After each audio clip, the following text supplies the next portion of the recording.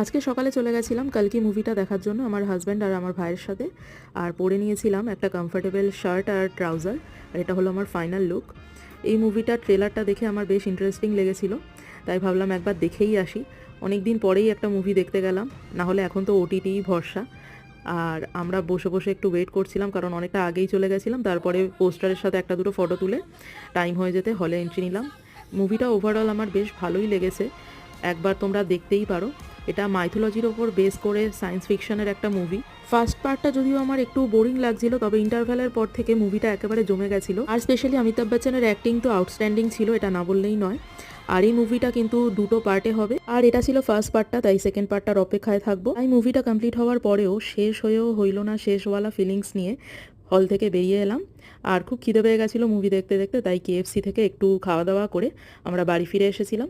ভিডিওটা ভালো লাগলে লাইক করে দিও। দেখা হচ্ছে পরের ভিডিওতে।